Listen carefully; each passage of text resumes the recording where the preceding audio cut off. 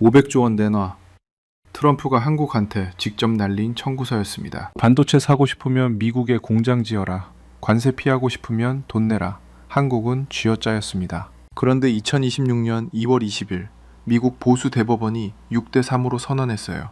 이건 위법입니다. 트럼프가 전 세계에서 거둬들인 246조 원을 지금 돌려줘야 하는 상황이 됐습니다. 어떻게 이게 가능했을까요? 시작하기 전에요. 구독과 좋아요 한 번만 눌러주시면 자랑스러운 대한민국 이야기를 계속 만들 수 있습니다. 저는 마이클 오브라이언입니다. 미국 무역대표부에서 28년을 일했어요. 그 오만이 틀렸습니다. 2025년 봄이었어요. 보스턴 자택 서재에 앉아 TV를 켰습니다. 화면에 숫자가 떴어요. 한국 상호 관세 25%. 화면 속 숫자가 그 숨을 막아버렸습니다. 25%였어요. 한국산 제품 전부에. 반도체는 예외 규정이 있다고는 했지만 메모리, 부품, 중간재, 한국 기업들이 미국 시장에 내놓는 것들 전부가 타깃이었습니다. 그리고 조건이 붙었어요. 관세를 15%로 낮춰주겠다. 대신 4년간 500조 원을 미국에 투자하라고. 저는 그 숫자를 알아봤습니다. 오래된 감각이었어요. 28년 동안 협상 테이블에 앉아 숫자를 만지던 그 감각. 500조 원은 한국 정부 1년 예산의 절반을 넘는 돈이에요. 서울 아파트 50만 채를 살 수 있는 돈입니다. 그걸 4년 안에 미국 땅에 쏟아붓겠다는 약속을 받아낸 거였어요. 저는 캐서린한테 아무 말도 안 했습니다. 커피만 받았어요. 그런데 솔직히 말씀드릴게요. 그때 저는 이게 당연하다고 생각했어요. 미국이 요구하면 그 역국이 응하는 거. 28년 동안 제가 배운 공식이었으니까요. 협상이란 건 힘 있는 쪽이 틀을 짜는 겁니다. 저는 그 틀을 짜는 쪽에서 오래 일했었어요. 그 생각이 얼마나 오만한 것이었는지 저는 아직 몰랐습니다. 한국 기업들은 움직이기 시작했어요. 삼성전자, SK하이닉스, 현대차, 미국 공장 부지를 알아보고 투자 계획을 짜고 기자회견을 열었습니다. 선택지가 없었거든요. 관세 25%를 그대로 맞으면 미국 시장에서 경쟁이 안 됩니다. 마이크론은 이미 뉴욕주에 새 공장을 짓고 있었고 미국 정부가 노골적으로 밀어주고 있었어요. 그 장면을 저는 서재에서 지켜보고 있었습니다. 다니엘이 쓰던 방은 비어 있었고 캐서린은 저녁을 혼자 차리고 있었어요. 저는 화면을 끄지 못했습니다. 뭔가 이상했어요. 협상관으로 28년을 살아온 눈에 이상하게 보이는 게 있었습니다. 법 조문이었어요. 트럼프 대통령이 이 관세를 부과하는 데 쓴 근거, 1977년에 만들어진 국제 비상경제 권한법이었어요. 원래는 전쟁이나 진짜 국가 비상사태에만 쓰는 법이에요. 무역 적자를 비상사태라고 부를 수 있느냐, 그게 관건이었습니다. 저는 오래된 파일을 꺼냈습니다. 1990년대 협상 자료들이었어요. 먼지가 쌓여 있었습니다. 1977년 그 법이 만들어진 맥락, 의회 심의 기록, 적용 사례들, 밤새 읽었어요. 새벽 2시였습니다. 저는 파일을 덮었어요. 이건 버틸 수 있는 구조가 아니었습니다. 하지만 그 다음에 벌어진 일이 저도 예상 못했던 거였어요. 1995년이었어요. 저는 32살이었습니다. 워싱턴 무역대표부 건물 6층 회의실, 형광등이 윙윙거렸어요. 테이블 맞은편에 한국 측 협상단이 앉아 있었습니다. 양복이 다 새 것이었어요. 넥타이도 반듯하게 맸고, 그런데 얼굴이 굳어 있었습니다. 저는 그때 선임 협상관 밑에서 보조로 들어간 첫 해였어요. 메모를 받아 적으면서 그 장면을 지켜봤습니다. 한국 측 대표가 말했어요. 이 조건은 너무 가혹합니다. 선임이 웃으면서 대답했어요. 받아들이지 않으면 더 강한 조건이 옵니다. 그 말이 끝나고 회의실이 잠깐 조용해졌어요. 한국 측이 서류를 내려다봤습니다. 저는 그때 그게 당연한 줄 알았어요. 힘의 논리. 미국이 조건을 내밀면 상대방이 검토하는 거라고. 그게 무역협상이라고 생각했습니다. 그 기억이 서재 파일들 사이에서 튀어나왔어요. 30년 전 메모지였습니다. 제 손글씨였어요. 그 회의실 온도, 형광등 소리, 맞은편 사람들의 표정까지 선명하게 기억났습니다. 저는 메모지를 오래 들고 있었습니다. 2025년 한국이 당한 것과 똑같은 구조였어요. 조건을 내밀고 거부하면 더 강하게. 1995년도, 2025년도, 30년 동안 미국이 써온 방식이었습니다. 그리고 저는 그 방식의 한 부품으로 28년을 살았어요. 다니엘이 어렸을 때 물어본 적이 있었습니다. 아빠는 무슨 일해? 나쁜 나라들이 불공평하게 굴면 혼내주는 일이야. 그렇게 대답했어요. 다니엘이 고개를 끄덕였습니다. 아빠 대단하다고. 그 말이 지금은 다르게 들렸어요.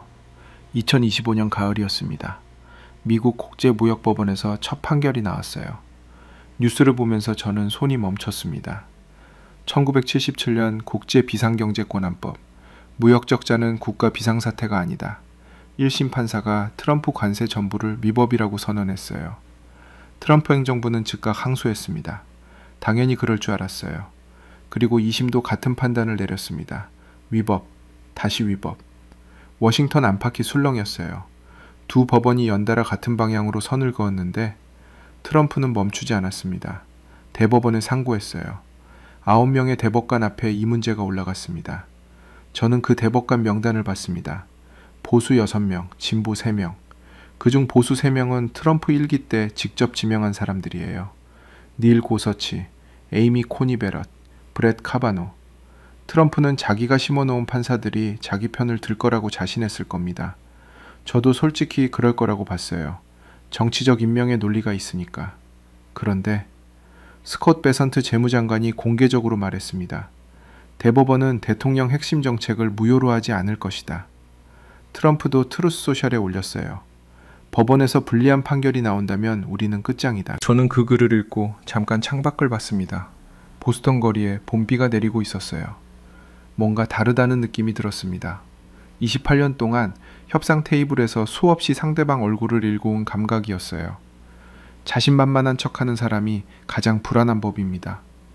트럼프는 압박하고 있었어요. 자기가 임명한 판사들을. 그게 전부 다른 결과를 예고하고 있다는 걸. 저는 그 비가 내리는 창밖을 보면서 처음으로 느꼈습니다. 캐서린이 방문을 두드렸어요. 밥 먹으러 안 와? 저는 메모지를 서랍에 넣었습니다. 1995년 그 회의실 기억이 담긴 메모지였어요. 닫기 전에 한 번 더 갔습니다. 그때 맞은편에 앉았던 사람들의 표정이 다시 떠올랐어요. 그들이 그 조건을 받아들이면서 어떤 마음이었을지. 저는 그때 한 번도 그걸 생각해 본 적이 없었습니다. 서랍을 닫았어요. 밥을 먹으러 나갔습니다. 진짜 충격은 그 다음날 기다리고 있었어요. 2026년 1월이었습니다. 대법원 구술 심리 날짜가 잡혔어요. 워싱턴 날씨가 유독 차가웠던 아침이었습니다. 저는 새벽 5시에 일어났어요. 캐서린은 아직 자고 있었습니다. 커피를 혼자 내리면서 노트북을 열었어요. 대법원 생중계가 시작됐습니다. 로버츠 대법원장이 먼저 입을 열었어요. 조용한 목소리였습니다. 그런데 질문이 날카로웠어요. 대통령이 금액도 기간도 범위도 제한 없이 관세를 부과할 수 있다는 건데 그게 의회가 위임한 권한 안에 있다고 보십니까? 트럼프 행정부 측 변호인이 답했습니다. 그렇습니다. 국가 비상사태 상황에서 대통령은 광범위한 경제 권한을 갖습니다. 로버츠가 다시 물었어요. 그렇다면 대통령이 원하면 어느 나라에든 1000% 관세도 부과할 수 있는 겁니까? 변호인이 잠깐 멈췄습니다. 저는 커피를 내려놓았어요. 그 침묵이 길었습니다. 불과 2초였는데도 길게 느껴졌어요. 그 다음에 한국 정부가 어떻게 움직였는지 저는 나중에 알게 됐습니다. 한국산업통상자원부는 이미 전담 대응반을 꾸려놓고 있었어요. 대법원 심리 일정에 맞춰 워싱턴에 차관급 인사가 머물면서 하루하루 상황을 점검하고 있었습니다. 처음에는 그게 불안 때문인 줄만 알았어요. 판결이 어떻게 나오든 미국이 대체 관세를 들고 올 게 뻔하니까. 하지만 아니었습니다. 한국은 이 재판의 구조 자체를 읽고 있었어요. 생중계에서 고서치 대법관이 말했습니다. 트럼프 1기 때 지명된 판사였어요. 그가 트럼프 행정부 측에 물었어요. 의회가 만든 법을 대통령이 이렇게 광범위하게 해석할 수 있다면 의회의 예산 권한은 어디에 있는 겁니까? 저는 몸을 앞으로 당겼습니다. 트럼프가 직접 심어놓은 판사였어요. 그가 트럼프 행정부 변호인을 몰아붙이고 있었습니다. 베럿 대법관도 마찬가지였어요. 역시 트럼프 지명 판사였습니다. 그녀가 물었어요. 관세는 세금입니다. 세금 부과 권한은 헌법상 의회에 있어요. 대통령이 그 권한을 1977년에 만들어진 법 하나로 가져갈 수 있다는 논리가 어떻게 성립하는 겁니까? 변호인이 답변을 시작했어요. 베럿이 다시 끊었습니다. 그건 제 질문에 대한 답이 아닙니다. 저는 커피가 식어가는 걸 몰랐어요. 화면에서 눈을 뗄 수가 없었습니다. 이 순간이었습니다. 28년 동안 제가 협상 테이블에서 쌓아온 감각이 한꺼번에 말을 걸어왔어요. 이미 기울었다. 트럼프 임명 판사들이 이렇게 질문을 던진다는 건 결론이 나와 있다는 뜻이에요. 하지만 저는 아직 확신할 수 없었습니다. 구술심리에서 날카롭게 묻는다고 해서 반드시 그 방향으로 판결이 나오는 건 아니니까요. 그런데 카바노 대법관의 반대 의견 예고가 나왔어요. 그는 환급 절차가 초래할 혼란을 이미 경고하고 있었습니다. 수입업체들이 관세를 소비자에게 이미 전가했을 수 있는데 그 돈을 다시 돌려주면 구조가 엉키게 된다고. 그 경고 자체가 의미하는 게 있었어요. 관세를 무효로 하는 쪽으로 결론이 기운다는 걸 전제하는 발언이었거든요. 위헌 판결이 안 나면 환급 혼란도 없을 테니까. 저는 노트북을 덮었습니다. 다니엘한테 문자를 보냈어요. 잘 있냐고. 아들은 바로 답장을 보내왔습니다. 응, 아빠는? 저는 잠깐 뭐라고 써야 할지 몰랐어요. 그냥 잘 있다고 보냈습니다. 그러고 나서 워싱턴에 있는 옛 동료한테 전화를 걸었어요. 현직에 있는 친구였습니다. 전화를 받자마자 물었어요. 자네도 봤지? 친구가 낮은 목소리로 말했어요. 봤어. 그러고는 한동안 침묵이었습니다. 이거 뒤집기 어렵겠다. 저는 창밖을 봤습니다. 보스턴의 1월 하늘이 납처럼 무거웠어요. 전화를 끊었습니다. 판결 날짜는 2월 20일로 잡혔어요. 약 한 달이 남아 있었습니다. 그 한 달이 이 이야기에서 가장 긴 시간이었어요. 과연 무엇이 그들을 놀라게 했을까요? 2026년 2월 20일 오전이었습니다. 저는 워싱턴에 있었어요. 판결 전날 기차를 탔습니다. 캐서린한테는 옛 동료 만나러 간다고 했어요. 거짓말은 아니었습니다. 하지만 진짜 이유는 따로 있었어요. 직접 보고 싶었습니다. 대법원 건물 앞에 사람들이 모여 있었어요. 기자들, 로비스트들, 수입업체 관계자들, 플래카드를 든 사람도 있었습니다. 저는 그냥 코트 깃을 세우고 건물 맞은편 계단에 앉았어요. 2월의 워싱턴은 뼛속까지 파고드는 추위였습니다. 그때였어요. 건물 안에서 무슨 일이 벌어지고 있는지 저는 이미 알고 있었습니다. 28년의 감각이 말해주고 있었어요. 나중에 전해진 얘기지만 판결 당일 오전 대법원 내부는 이미 결론이 정해진 상태였습니다. 로버츠 대법원장이 다수의견 집필을 맡았어요. 170쪽짜리 판결문이었습니다. 진보 3명에 보수 3명이 더해져 6대3. 카바노와 토머스, 얼리토만 반대 의견을 냈어요. 그 구도를 저는 계단에 앉아 머릿속으로 다시 그렸습니다. 고서치가 위원 쪽으로 갔어요. 베럿도, 그리고 로버츠. 트럼프가 가장 믿었던 사람들이 결국 선을 그었습니다. 왜였을까요? 저는 그게 단순히 법리 문제가 아니라는 걸 알고 있었어요. 1977년 국제비상경제권한법은 원래 외교적 비상사태에 쓰는 도구였습니다. 이란 자산 동결, 테러 자금 차단, 그런 데 쓰는 법이에요. 무역 적자를 국가 비상사태로 규정해서 전 세계에 일괄 관세를 부과하는 데 쓰는 법이 아니었습니다. 보수 대법관들도 그 선은 지키고 싶었던 거예요. 대통령 권한을 넓혀주되 이 정도까지는 아니라는. 의회가 가진 세금 부과 권한을 대통령이 법 하나로 통째로 가져가는 건 헌법 구조 자체를 흔드는 일이니까요. 고서치가 구술심리에서 던진 그 질문이 떠올랐습니다. 의회의 예산 권한은 어디에 있는 겁니까? 그게 진심이었던 거예요. 저는 계단돌에 손을 짚었습니다. 차가웠어요. 그러면서 아버지 생각이 났습니다. 아버지는 보스턴 항구 세관 직원이었어요. 35년을 거기서 일했습니다. 퇴직하던 날 저한테 말했어요. 관세란 건 나라가 만든 규칙이야. 사람이 마음대로 바꾸는 게 아니라고. 저는 그 말이 그냥 아버지 세대 공무원의 고지식한 얘기인 줄 알았어요. 28년은 권한 있는 자리에 앉아서 숫자를 만지다 보면 규칙이란 건 결국 힘 있는 쪽이 짜는 거라는 생각이 들거든요. 그런데 그날 오전 대법원 건물을 바라보면서 아버지가 옳았다는 걸 처음으로 인정하게 됐습니다. 오전 10시였어요. 대법원 공보관이 건물 밖으로 나왔습니다. 기자들이 달려갔어요. 저도 일어섰습니다. 계단 모서리를 손으로 짚고 천천히 일어서는데 다리에 힘이 조금 없었어요. 공보관이 판결 요지를 읽기 시작했습니다. 국제비상경제권한법은 대통령에게 관세를 부과할 권한을 위임하지 않았습니다. 기자들 사이에서 술렁임이 일었어요. 카메라 셔터 소리가 한꺼번에 터졌습니다. 저는 그 소리를 들으면서 움직이지 않았어요. 발이 돌에 붙어버린 것 같았습니다. 6대3이었습니다. 다수 의견 집필은 로버츠 대법원장. 세금과 관세 부과 권한은 헌법상 의회에 있다. 대통령은 금액도, 기간도, 범위도 제한 없는 관세를 일방적으로 부과할 수 없다. 옆에 서 있던 기자가 전화를 들었어요. 속보 나갑니다. 라고 외쳤습니다. 한국, 대만, 유럽 기자들도 뛰기 시작했어요. 저는 그 자리에 서 있었습니다. 28년 동안 제가 그 구조의 한 부품이었습니다. 조건을 내밀고 거부하면 더 강하게 힘 있는 쪽이 틀을 짜는 거라고 믿으면서요. 그 틀이 방금 무너졌어요. 미국 안에서. 미국 대법원이 부순 거였습니다. 저는 코트 주머니에서 핸드폰을 꺼냈어요. 다니엘한테 문자를 보내려다가 멈췄습니다. 뭐라고 써야 할지 몰랐어요. 결국 아무것도 안 보냈습니다. 핸드폰을 다시 집어넣고 대법원 건물을 한 번 더 올려다봤어요. 하지만 더 큰 성과가 남아 있었습니다. 판결 직후였습니다. 트럼프가 트루스 소셜에 글을 올렸어요. 판결문이 나온 지 2시간도 안 됐을 때였습니다. 10% 임시관세를 일괄 부과한다. 2주 24일부터 발효된다. 무역법 301조, 조사도 시작한다. 저는 워싱턴 옛 동료 사무실에 앉아 그 글을 봤어요. 동료가 혀를 찼습니다. 역시 바로 우회하네. 저도 그럴 줄 알았어요. 대법원 판결은 국제비상경제권한법 근거관세만 무효로 한 거니까 다른 법적 근거를 들고 오면 관세 자체는 계속 유지할 수 있어요. 그런데 숫자가 문제였습니다. CBP, 미국 세관국경보호국이 법원에 서류를 제출했어요. 3월 초였습니다.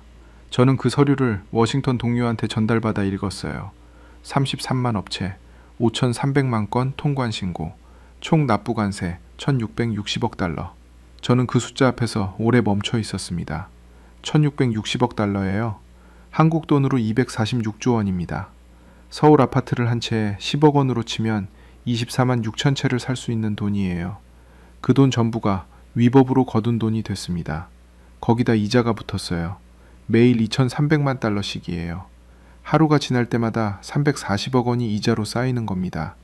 사람이 평생 일해도 못 버는 돈이 매일 시계처럼 돌아가고 있었어요. 미국 정부는 난감했습니다. CBP가 법원에 솔직하게 털어놨어요. 현행 시스템으로 이 환급을 처리하려면 440만 인시가 필요하다고. 인시가 뭐냐면요. 한 사람이 1시간 동안 하는 일의 양이에요. 직원 전부를 환급 업무에만 붙여도 불가능하다는 겁니다. 그래서 45일 안에 새 간소화 시스템을 만들겠다고 했어요. 저는 그 대목에서 눈을 들었습니다. 28년 동안 협상 테이블에서 상대방을 일궈온 눈으로 봤을 때 이건 수세에 몰린 쪽의 말투였어요. 미국 세관이 법원에 우리가 감당하기 어렵습니다 라고 제출한 서류였으니까요. 동료가 커피를 건넸어요. 받아들고 마셨습니다. 식어 있었어요. 카바노 대법관의 반대 의견이 머릿속에 맴돌았습니다. 그는 판결문에서 이렇게 썼어요. 수입업체가 이미 소비자에게 관세 비용을 전가했을 수 있다. 그 돈을 다시 돌려주면 실제로 피해를 본 소비자한테는 안 가고 중간업체만 이익을 볼 수 있다. 이 환급 절차가 초래할 혼란이 막대하다. 카바노는 틀린 말을 한 게 아니에요. 실제로 복잡한 문제였습니다. 뉴욕 연방준비은행 연구에서도 나왔어요. 소비자와 기업이 관세 부담의 약 90%를 가격 인상 형태로 떠안았다고. 그 돈이 이미 흘러간 거예요. 그런데 카바노는 그 혼란을 이유로 위헌 판결 자체를 막으려 했어요. 법이 잘못됐어도 돌려주기 복잡하면 그냥 두자는 논리였습니다. 저는 그 반대 의견을 읽으면서 손이 멈췄어요. 그 논리가 제가 28년 동안 써온 논리와 닮아 있었거든요. 불편해도 기존 구조를 유지하는 게 낫다. 바꾸면 혼란이 온다. 그러니까 강한 쪽의 틀을 그냥 받아들여라. 저는 서류를 내려놓고 의자에 등을 기댔습니다. 그런데 한국은 이 상황에서 어떻게 움직이고 있었을까요? 산업통상자원부 관계자의 인터뷰를 나중에 봤어요. 판결 직후 워싱턴에 머물던 차관급 인사가 현지에서 밝힌 내용이었습니다. 팩트시트에 주요국 대비 불리하지 않은 조건으로 진행한다는 내용이 있다. 이 기조가 앞으로도 이어질 것으로 기대한다. 겉으로는 조심스러운 말이었어요. 그런데 그 말의 무게를 저는 알아봤습니다. 미국이 상호 관세를 25%에서 15%로 낮춰주는 조건으로 한국은 500조 원 대미 투자를 약속했어요. 그 합의의 법적 기반이 통째로 흔들린 겁니다. 상호 관세 자체가 위법이 됐으니까요. 한국 입장에서는 약속의 근거가 사라진 셈이에요. 미국이 10% 임시관세로 대체하겠다고 했지만 그건 새로운 협상이 필요한 얘기였습니다. 기존 합의 조건이 그대로 유지되는 게 아니에요. 동료가 말했어요. 한국이 이제 다시 협상 테이블에 앉을 수 있게 됐네. 저는 고개를 끄덕였습니다. 페덱스와 다이슨이 이미 환급 소송을 냈어요. 더 많은 기업이 줄을 서고 있었습니다. 트럼프는 앞으로 2년 동안 소송이 이어질 거라고 했어요. 직접 인정한 거예요. 자기가 만든 구조가 무너지고 있다는 걸. 저는 자리에서 일어났습니다. 코트를 집었어요. 기차 시간이 됐었습니다. 보스턴으로 돌아가야 했어요. 대법원 앞 계단에서 올려다봤던 그 건물이 다시 머릿속에 그려졌어요. 차가운 2월돌 위에 손을 짚고 일어서던 그 느낌. 캐서린한테 전화했습니다. 지금 기차 탄다고. 캐서린이 물었어요. 잘 됐어? 저는 잠깐 멈췄다가 대답했어요. 생각보다 많이. 전화를 끊었습니다. 세계의 반응이 궁금해졌습니다. 보스턴으로 돌아온 지 사흘째였습니다. 저는 서재에 앉아 있었어요. 노트북은 닫혀 있었습니다. 그냥 창밖을 보고 있었어요. 보스턴 3월은 아직 겨울이었습니다. 길가에 눈이 조금 남아 있었어요. 그때 전화가 왔습니다. 도쿄였어요. 옛 동료 켄 야마다였습니다. 일본 경제산업성 출신이에요. 제가 무역대표부에 있을 때 마주쳤던 사람이었습니다. 협상 테이블 맞은편에 앉았던 적도 있었어요. 그쪽도 물러나고 나서 민간 자문을 하고 있었습니다. 켄이 먼저 말했어요. 마이클, 봤지? 봤어. 잠깐 침묵이 흘렀습니다. 켄이 낮게 웃었어요. 쓴웃음 같은 소리였습니다. 일본에서 난리야. 우리도 비슷한 조건으로 미국이랑 합의했거든. 반도체 장비 수출 제한 완화해주는 조건으로 대미 투자 약속했는데 이제 그 근거 법이 위헌이 됐으니까 재협상 요구할 명분이 생긴 거잖아. 저는 고개를 끄덕였습니다. 전화기 너머로는 보이지 않는 동작이었지만요. 한국은? 켄이 물었어요. 더 크게 걸려있지. 500조 원이야. 켄이 혀를 찼습니다. 그러고는 말했어요. 솔직히 말할게 마이클, 나는 한국이 이 상황에서 이렇게 빨리 움직일 줄 몰랐어. 우리 일본은 협상 테이블에서 늘 미국 눈치를 봐왔거든. 한국은 달랐어, 이번에. 저는 창밖으로 눈을 돌렸습니다. 어떻게 달랐는데? 미국한테 줄 거 주면서도 자기들 반도체 협상 지위는 놓지 않았잖아. HBM 없으면 미국 AI가 돌아가질 않으니까. 한국이 그걸 알고 있었던 거야. 약하게 보이면서도 실제로는 대체 불가능한 위치에 있었던 거지. 위헌 판결 나고 나서 재협상 명분이 생겼을 때 제일 유리한 위치에 있는 나라가 어디냐고 물으면 나는 한국이라고 봐. 전화를 끊고 나서 저는 한동안 앉아 있었어요. 켄의 말이 맞았습니다. 그런데 그게 왜 맞는지 저는 다른 각도로 알고 있었어요. 한국이 영리하게 포지셔닝을 했다는 것만이 아니었습니다. 더 오래된 이유가 있었어요. 그날 저녁 캐서린이 TV를 틀었습니다. 뉴스 채널이었어요. 일본 경제 전문 방송에서 자막이 흘러나왔습니다. 캐서린이 번역기를 들이댔어요. 한국 수출기업 상호관세 환급소송 검토 착수. 대기업부터 중소기업까지 줄지어. 캐서린이 저를 봤어요. 마이클, 이게 한국한테 좋은 거야, 나쁜 거야? 저는 잠깐 생각했습니다. 좋은 거야, 아마도. 그 주 금요일이었어요. 워싱턴 동료한테서 문자가 왔습니다. 링크 하나였어요. 일본 온라인 경제 커뮤니티 게시물이었어요. 동료가 번역해서 붙여줬습니다. 한 일본 네티즌이 이렇게 썼어요. 우리가 30년간 반도체 기술을 갈고 닦는 동안 한국은 아예 대체 불가능한 자리를 잡아버렸다. 이번 위헌 판결로 미국이 결국 한국한테 더 끌려가게 생겼다. 인정하기 싫지만 이건 전략의 차이다. 저는 그 문장을 3번 읽었어요. 동료가 다시 문자를 보냈습니다. 그런데 마이클, 트럼프 쪽에서 움직임이 있어. 저는 답장을 보냈어요. 어떤 움직임? 무역법 301조 조사야. 주요 교역국 전부 대상이래. 한국도 포함됐어. 쿠팡 문제를 한국 정부의 차별 행위로 엮으려는 것 같아. 저는 핸드폰을 내려놓았습니다. 예상했던 거였어요. 트럼프는 멈추는 사람이 아니니까 한 길이 막히면 다른 길을 찾아요. 무역법 301조는 외국 정부의 부당하거나 차별적 행위에 대응해 관세를 부과할 수 있는 조항이에요. 국제 비상경제 권한법이 막히면 이걸 쓰겠다는 거였습니다. 한국 입장에서는 긴장할 대목이었어요. 그런데 저는 그 문자를 보면서 이상하게 전과 다른 생각이 들었습니다. 예전 같았으면 28년 전 협상관이었던 제가 이 상황을 봤다면 미국이 다른 카드를 꺼냈으니까 결국 한국이 또 양보하게 될 거라고 봤을 겁니다. 힘의 논리, 미국이 틀을 짜고 상대방이 거기 맞추는 거. 그런데 지금은 달랐어요. SK 하이닉스 HBM이 없으면 엔비디아 AI 반도체가 굴러가지 않아요. 미국 빅테크 전부가 한국 메모리에 줄을 서고 있습니다. 301조로 한국을 압박하면 그 압박이 미국 AI 산업으로 고스란히 돌아와요. 이건 예전 구조가 아니었습니다. 저는 자리에서 일어났어요. 서랍을 열었습니다. 1995년 메모지가 있었어요. 그 협상 테이블, 형광등 소리, 맞은편 굳어있던 얼굴들, 그 메모지를 꺼냈습니다. 한 번 읽고 나서 천천히 찢었어요. 소리 없이 반으로, 또 반으로. 캐서린이 방문을 열었어요. 뭐해? 저는 손에 들린 종이 조각을 봤습니다. 아무것도 아니야. 오래된 거. 쓰레기통에 넣었어요. 그런데 경쟁국들은 이제 어떻게 대응할까요? 3월 중순이었습니다. 다니엘이 봄방학에 집에 왔어요. 사흘이었습니다. 짧은 일정이었는데도 왔어요. 캐서린이 좋아했습니다. 저도 좋았어요. 빈집이 갑자기 꽉 찬 느낌이었습니다. 첫날 저녁을 같이 먹었어요. 다니엘이 물었습니다. 요즘 뭐해 아빠? 저는 잠깐 숟가락을 내려놓았어요. 한국 얘기하고 있어. 다니엘이 고개를 갸웃했습니다. 한국? 아빠 은퇴했잖아. 그래, 그런데 보다 보니까 할 말이 생겼어. 다니엘이 웃었어요. 또 시작이네 하는 표정이었습니다. 캐서린도 웃었어요. 저는 밥을 먹으면서 생각했습니다. 이걸 어떻게 설명하면 다니엘이 이해할까? 숫자로는 안 된다는 걸 알았어요. 246조 원이 얼마인지, 매일 이자가 2,300만 달러씩 붙는다는 게 어떤 규모인지, 그 숫자로는 아무것도 안 닿습니다. 다른 이야기를 해야 했어요. 식사가 끝나고 다니엘이 소파에 앉았습니다. 저도 옆에 앉았어요.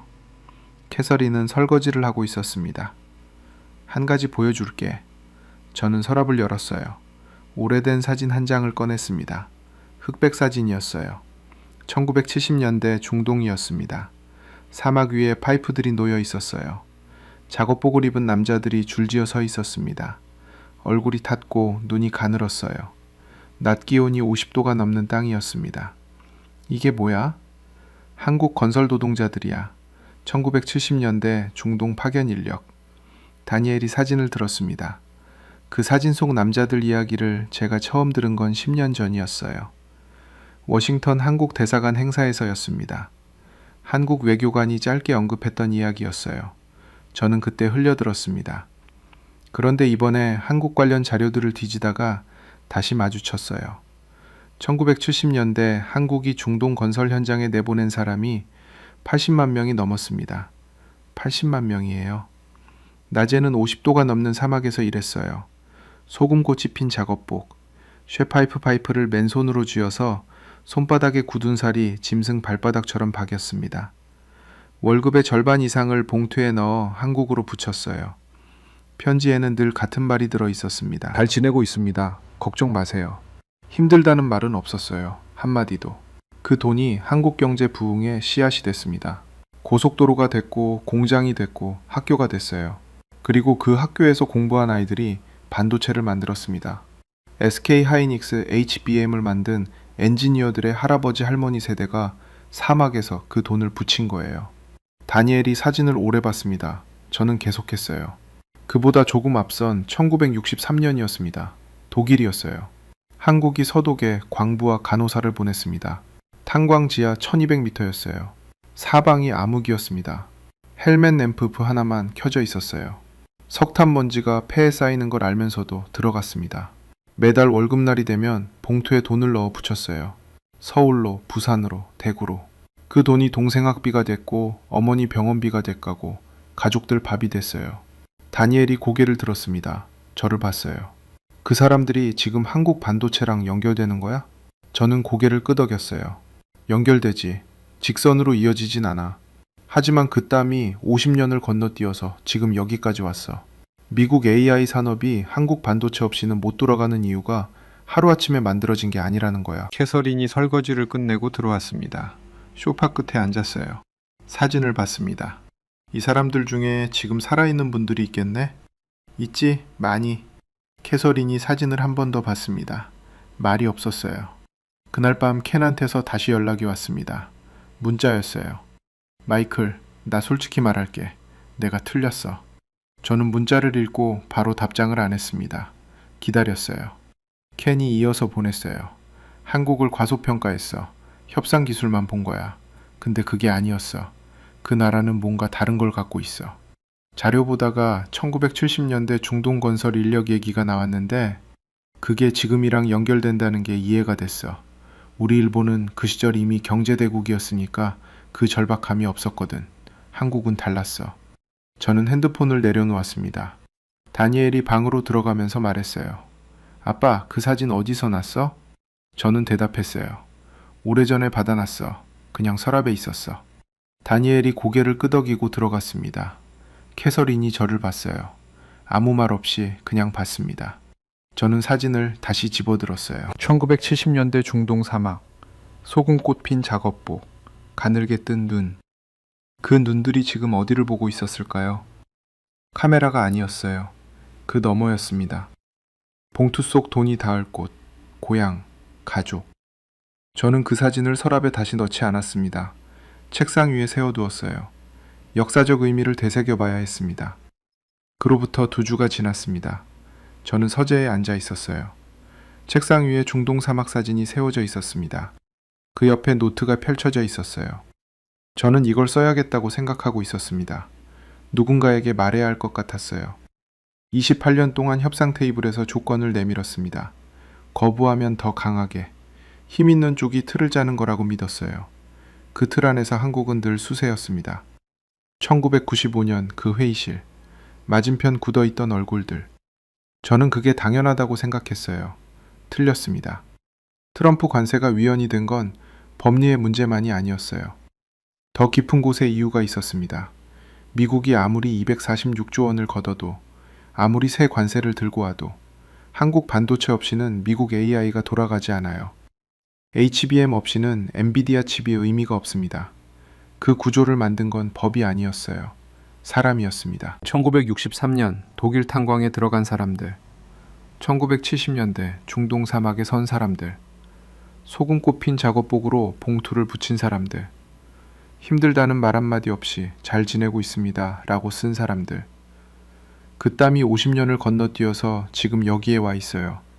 미국 대법원이 트럼프 관세를 무효로 만든 그 판결문 뒤에. 보이지 않는 곳에서 그 사람들이 쌓아놓은 것들이 있었습니다. 저는 그걸 몰랐어요. 28년 동안. 캐서린이 들어왔습니다. 커피를 2잔 들고 왔어요.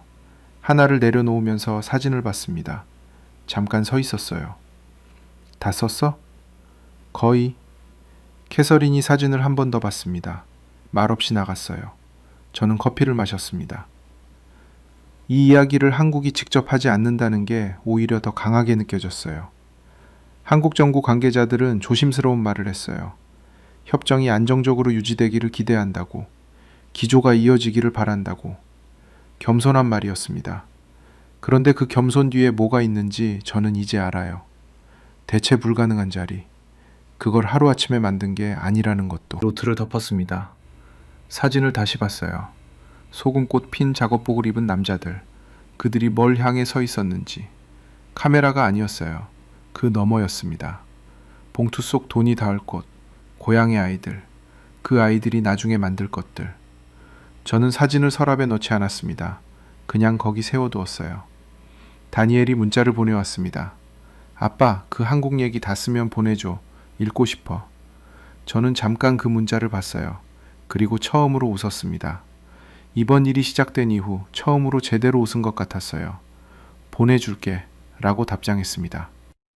구독과 좋아요는 가슴 뜨겁고 자랑스러운 대한민국 이야기를 만드는데 큰 힘이 됩니다. 이 이야기가 좋으셨다면 댓글에 대한민국 파이팅 남겨주세요. 한 달 후였습니다. 켄한테서 전화가 왔어요. 도쿄 목소리였습니다. 마이클, 나 한국어 공부 시작했어. 저는 잠깐 멈췄어요. 왜? 켄이 웃었습니다. 쓴 웃음이 아니었어요. 이번에는 달랐어요. 협상 테이블에서 상대방 언어를 모르면 지는 거잖아. 근데 지금까지 나는 한국을 언제나 아래로 갔어. 그래서 배울 필요가 없다고 생각했던 거야. 이번 일 보면서 내가 틀렸다는 걸 알았어. 30년 동안. 저는 창밖을 봤습니다. 보스턴의 4월이었어요. 눈이 다 녹아 있었습니다. 거리에 봄이 왔어요. 늦지 않았어, 켄. 전화를 끊었습니다. 책상 위 사진을 봤어요. 중동 사막, 1970년대, 소금꽃 핀 작업복, 가늘게 뜬 눈. 그 눈들이 지금 이 봄을 보고 있는 것 같았습니다. 저는 파일을 열었어요. 새 문서였습니다. 제목 하나가 깜빡이고 있었어요. 첫 줄을 쓰기 시작했습니다. 저는 틀렸습니다.